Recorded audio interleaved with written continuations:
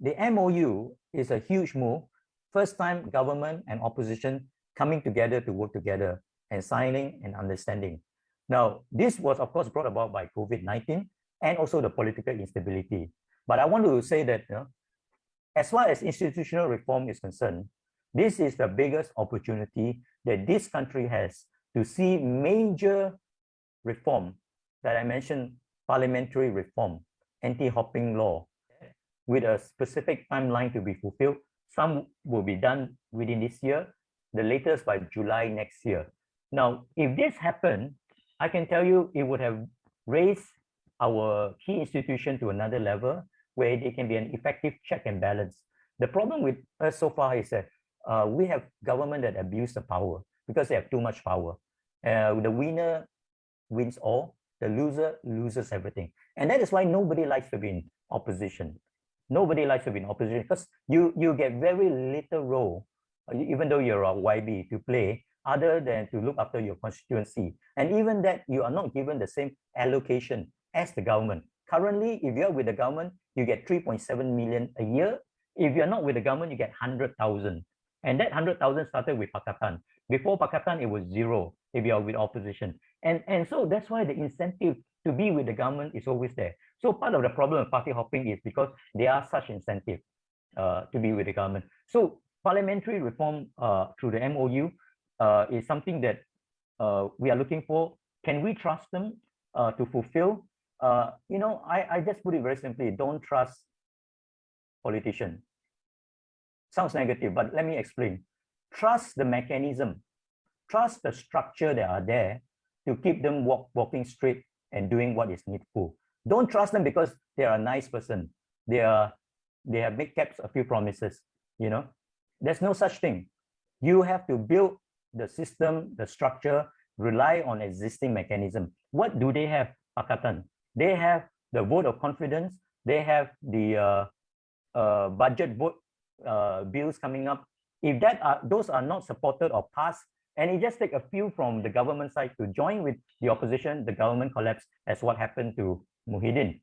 So these are the existing mechanisms that are there, and that is the reason why Ismail Sabri is reaching out to the opposition. He knows how vulnerable he is.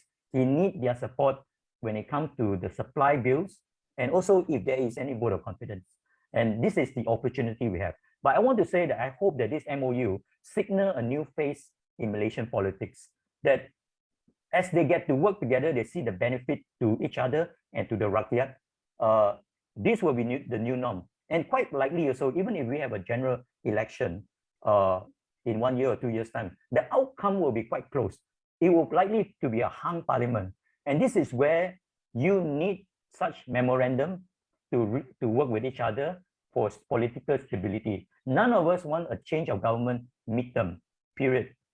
We want to see whoever elected, given the 5 years, full 5 years to finish their term and run the country properly. So you need this sort of agreement, whoever win, even if Pakatan win GE15, they would not be stable unless they learn to work with the opposition through some sort of memorandum agreement, because otherwise you're going to have Sheraton move 2.0, 3.0 endlessly. I think earlier I mentioned that what we need to look at, is there a mechanism that can basically persuade both sides to fulfill their part?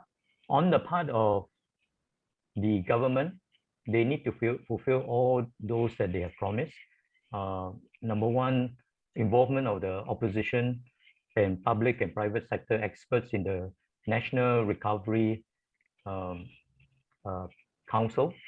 Number two is the anti-hopping law to be implemented as soon as possible.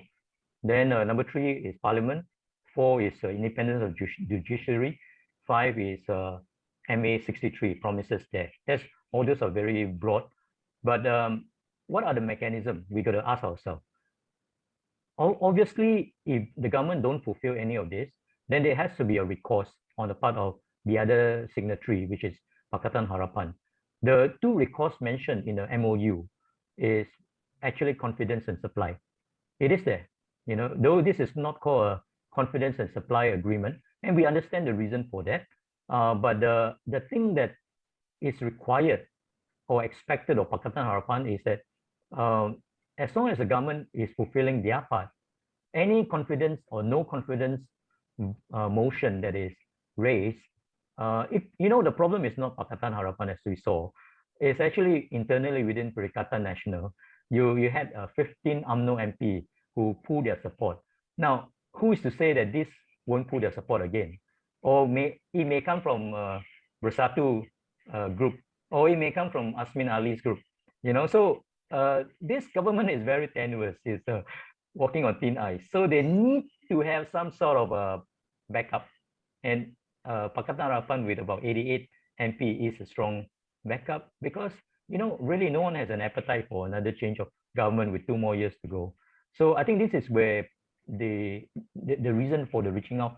And I think if the government do not fulfill, Pakatan Harapan can not support the vote of confidence, or the other, even if that is not put forth as a motion, every year there is a budget that needs to be passed. And if we don't pass that, the government is considered as voted down and has to resign. Otherwise, there'll be no money for the government to function. So I think these are the things that Pakatan Harapan has.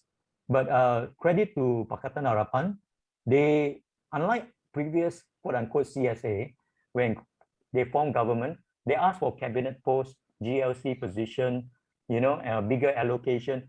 I mean, we don't want to talk about it, but those are also CSA, But this CSA negotiated by Pakatan Harapan basically asked for reforms, for the people. These are institutional reform, anti-hopping law and parliamentary reform, and also another 45 billion ringgit to bring relief to those suffering from the impact of COVID. I think that is so much needed. So this is a good situation. So I am hopeful because I think all those promised reform are doable within this 1 year or 2 years. And also, it is not overly ambitious like other reforms that we are pushing for, the electoral system change and those things. Those can come later, So I would say that we will be monitoring closely, and in some of this reform, we will do what we can to support. Example, recall election. So we are meeting up. We are asking for a meeting with the MPs on both sides to present, explain the options on anti-hopping mechanism. Political financing, I think, has been one of the reform that's been outstanding for a very long time, at least from 2008 onward. There has been discussion, proposals, research done. And during 1MDB, Najib himself, because he was embroiled in that, also then started a committee to draft the bill for political financing. And nothing happened out of that, of course. But then this same bill found its way into the Electoral Reform Committee, where I was, together with some of my Bersih colleagues, part of that committee. So it was handled by basically the same secretariat that handled it under Najib. And of course, the recommendation was made to make it into law. But from what we understood was that even with Pakatan Harapan in power, there was a reluctance, there was a lot of concern. So I would say that there is a mutual lack of political will to make this happen, because it determines how political party get their funding, their money. If they don't have to get funding or don't have a regulation, then they can get funding from anywhere. But what we are proposing is that the public provide funding. In other words, as a political party, their funding, part of it should come from public funding, because once you have public funding, then you can ask for transparency, you can ask for accountability, or this, because the root problem of corruption in this country is money, where they are getting their money. If you don't provide public money, they will get their money from somewhere else.